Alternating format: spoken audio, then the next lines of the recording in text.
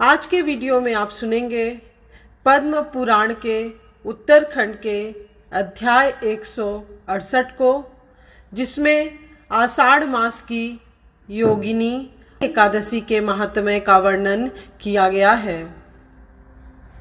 यदि आप आज पहली बार पद्म पुराण की कथा सुन रहे हैं तो आप सभी से विनम्र निवेदन है कि इससे पहले के भी सभी अध्याय जरूर सुनिएगा।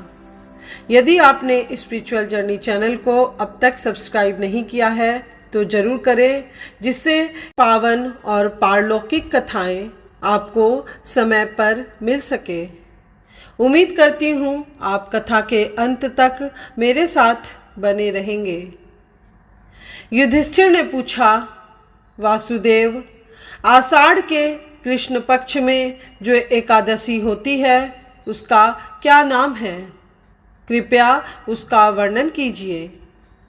भगवान श्री कृष्ण बोले, नृपश्रेष्ठ, आषाढ़ के कृष्ण पक्ष की एकादशी का नाम योगिनी है। यह बड़े बड़े पातकों का नाश करने वाली है। संसार सागर में डूबे हुए प्राणियों के लिए यह सनातन नौका के समान है। तीनों लोकों में यह सारभूत व्रत है। अलकापुरी में राजाधिराज कुबेर रहते हैं। वे सदा भगवान शिव की भक्ति में तत्पर रहने वाले हैं।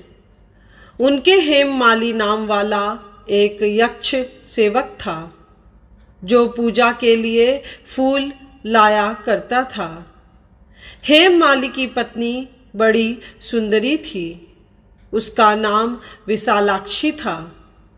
वह यक्ष कामपास में आबद्ध होकर सदा अपनी पत्नी में आसक्त रहता था। एक दिन की बात है, हेममाली मानसरोवर से फूल लाकर अपने घर में ही ठहर गया और पत्नी के प्रेम का रसास्वादन करने लगा। अतः कुबेर के भवन में न जा सका। इधर कुबेर मंदिर में बैठकर शिव का पूजन कर रहे थे। उन्होंने दोपहर तक फूल आने की प्रतीक्षा की। जब पूजा का समय व्यतीत हो गया तो यक्षराज ने कुपित होकर सेवकों से पूछा, यक्षों, दुरात्मा हेममाली क्यों नहीं आ रहा है? इस बात का पता तो लगाओ। यक्षों ने कहा, राजन, वह तो पत्नी की कामना में आसक्त हो अपनी इच्छा के अनुसार घर में ही रमण कर रहा है। उनकी बात सुनकर कुबेर क्रोध में भर गए और तुरंत ही हेममाली को बुलवाया। देर हुई जानकर हेममाली के नेत्र भय से व्याकुल हो रहे थे। वह आकर कुबेर के सामने खड़ा हुआ। उसे देखकर कुबेर की आंखें क्रोध से लाल हो गई। वे बोले, ओ पापी, ओ दुष्ट, ओ दुराचारी, तूने भगवान की अवहेलना की है।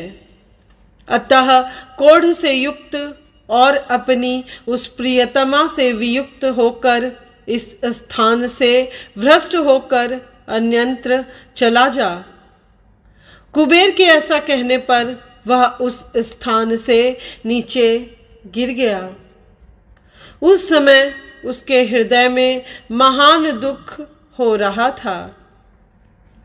कोढ़ों से सारा शरीर पीड़ित था, परंतु शिव पूजा के प्रभाव से उसकी स्मरण शक्ति लुप्त नहीं होती थी। पातक से दबा होने पर भी वह अपने पूर्व कर्म को याद रखता था। तदनंतर इधर उधर घूमता हुआ वह पर्वतों में श्रेष्ठ मेरुगिरी के शिखर पर गया। वहां उसे तपस्या के पुंज मुनिवर मार्कंड जी के दर्शन हुए। पाप कर्मा यक्ष ने दूर से ही मुनि के चरणों में प्रणाम किया। मुनिवर मार्कंडेय ने उसे भय से कांपते देख परोपकार की इच्छा से निकट बुलाकर कहा, तुझे कोढ़ के रोग ने कैसे दबा लिया? तू क्यों इतना अधिक निंदनीय जान पड़ता है? यक्ष बोला, मुने, मैं कुबेर का अनुचर हूँ। मेरा नाम हेम माली है। मैं प्रतिदिन मानसरोवर से फूल ले आकर शिव पूजा के समय कुबेर को दिया करता था। एक दिन पत्नी सहवास के सुख में फंस जाने के कारण मुझे समय का ज्ञान ही नहीं रहा। अतः राजाधिराज कुबेर ने कुपित होकर मुझे शाप दे दिया, जिससे मैं कोढ़ से आक्रांत होकर अपनी प्रियतमा से बिछुड़ गया। मुनि श्रेष्ठ, इस समय किसी शुभ कर्म के प्रभाव से मैं आपके निकट आ पहुँचा हूँ। संतों का चित्त स्वभावतः परोपकार में लगा रहता है। यह जानकर मुझ अपराधी को कर्तव्य का उपदेश दीजिए। मार्कंडेय जी ने कहा, तुमने यहाँ सच्ची बात कही है, असत्य भाषण नहीं किया है, इसलिए मैं तुम्हें कल्याणप्रद व्रत का उपदेश करता हूँ। तुम आषाढ़ के कृष्ण पक्ष में योगिनी एकादशी का व्रत करो। इस व्रत के पुण्य से तुम्हारी कोढ़ निश्चय ही दूर हो जाएगी। भगवान श्री कृष्ण कहते हैं, ऋषि के ये वचन सुनकर हेममाली दंड की भांति मुनि के चरणों में पड़ गया। मुनि ने उसे उठाया, इससे उसको बड़ा हर्ष हुआ। मार्कंडेय जी के उपदेश से उसने योगिनी एकादशी का व्रत किया, जिससे उसके शरीर की कोढ़ दूर हो गई।